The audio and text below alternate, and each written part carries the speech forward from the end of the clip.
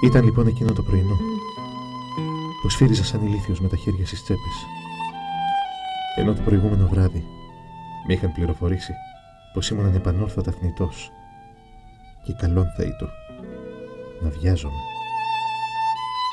Ναι, λέω, γράφω το βιβλίο από το τέλος.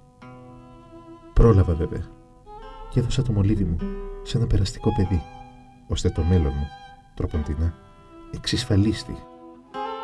Παρότι είναι και αυτός ένας από τους λόγους που έχω χάσει τα ίχνη μου και στέκομαι αμίλητος μπροστά στο παράθυρο, σαν ένα βιολοντσέλο στη θήκη του, τόσο γεμάτο από μουσική που αδιαφορία να ακούγεται. Υπάρχουν πολλοί λόγοι για να επιθυμεί ένας δημοσιογράφος να μιλήσει μαζί σας, κύριε Τσαγκάρη.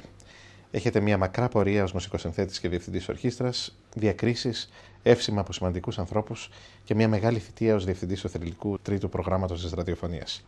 Εγώ, ωστόσο, επιθύμησα να μάθω περισσότερα για σας όταν διάβασα αυτό το ιδιαίτερο βιβλίο που γράψατε. Θα το χαρακτηρίζατε αυτοβιογραφικό? Βέβαια, σε ένα σημείο είναι. Απολύτως αυτοβιογραφικό. Είχε μια απόπειρα να αποτινάξω από μέσα μου αυτό το τρομακτικό σύνδρομο ενοχής με το οποίο έχουμε διαπαιδαγωγηθεί όλοι 2.000 χρόνια περίπου. Ήταν ευτυχισμένα τα παιδικά σας χρόνια, κύριε Τσαγκάρη? Ναι, πρέπει να πω ότι ήταν ευτυχισμένα, παρότι ήταν χρόνια μεγάλης ενέχειας και πολύ μεγάλης φτώχειας, αλλά κατά μια ευτυχή, θα έλεγα, εμπροκειμένου βέβαια συγκυρία, δεν υπήρχαν τεράστιες διαφορές. Δηλαδή, βιώναμε τα παιδικά μας χρόνια, όλη η γειτονιά, περισσότερος κόσμος τότε, μέσα σε μια δυσκολία επιβίωσης, αλλά κατά τα άλλα είμαστε εξαιρετικά χαρούμενοι, διότι παίζαμε, είχαμε πολύ καλούς δασκάλους, υπήρχε έννοια της γειτονιάς, υπήρχε η φιλότητα ανάμεσα στους ανθρώπους και έτσι μπορώ να πω, ναι, ήταν πολύ ευτυχισμένα. Άλλωστε μεγάλωσα ένα περιβάλλον αγάπης. Ποιοι ήταν οι γονείς σας? Οι γονείς μου ήταν η Παναγιώτα και ο Δημήτρης. Δύο απλοί άνθρωποι, δύο άνθρωποι φτωχοί, όπως σας είπα, ως προς την ηλική τους δυνατότητα, αλλά πάρα πολύ πλούσιοι σε ό,τι αφορά τη σκέψη τους, σε ό,τι αφορά τα συναισθήματά τους και σε ό,τι αφορούσε τον ηθικό τους κόσμο. Ποιες είναι οι σπουδές σας? Οι σπουδές μου ήταν κυρίως, πρέπει να πω, οι ποιητές μας. Γιατί οι μεγάλοι δάσκαλοι μου και οι μεγάλοι παιδαγωγοί μου ήταν οι ποιητές μας. Ήταν Σολωμός, ήταν η Αρχαίη Τραγική, ήταν ο Τάσος ο Λιβαδίτης, ο Καρούζος, ο Παλαμάς και ένα σωρό άλλοι. και βέβαια οι μουσικές του κόσμου.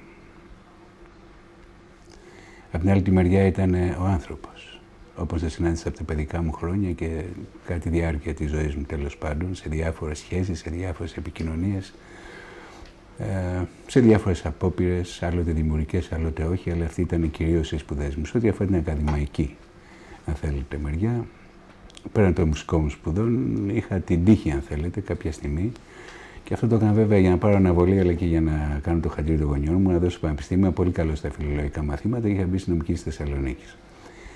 Η επαφή με αυτή την επιστήμη διεύρυνε πάρα πολύ τον τρόπο σκέψης μου και κατά αυτό ήμουν πάρα πολύ τυχερός.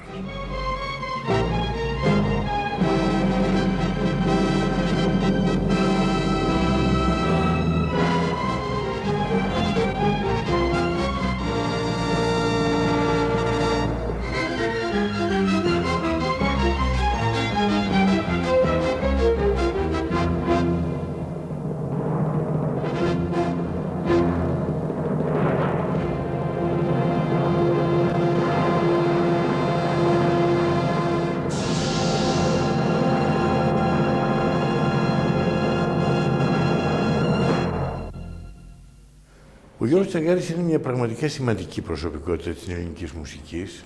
Πρώτα γιατί έχει ιδεολογία. Δηλαδή έχει στόχο ζωής, έχει στόχο της δημιουργίας και ξέρει γιατί γράφει μουσική, ξέρει για ποιον γράφει μουσική και πάντα είναι, αν θέλετε, αφοσιωμένος στην κεντρική ιδέα του έργου του. Δεν κάνει εμπόριο, δεν κάνει διάχυση. Το έργο του είναι στοχευμένο στους στόχους του, οι οποίοι είναι, ας το πούμε έτσι και δεν ντρέπομαι να το πω, ελληνοκεντρικοί. Είναι ένας άνθρωπος ο οποίος συνεχώς σκάβει βαθιά το φρέαρ του ελληνισμού, προσπαθώντας να βρει ουσίες στα αρτεσιανά μας ύδατα. Νομίζω ότι αυτό καθορίζει όλη την προσωπικότητα του Γιώργου Τσαγκάρη και τον τρόπο με τον οποίο γράφει μουσική και τον τρόπο με τον οποίο συνεργάστηκε με μοναδική επιτυχία με την Ραλούτη Μάνου, με την Ζουζούτη Νικολούδη, με τα τραγωδιακές ερμηνείες πάνω στο αρχαίο δράμα, δηλαδή σημαντικές προσφορές και φυσικά η σπουδαία θητεία του στο τρίτο πρόγραμμα.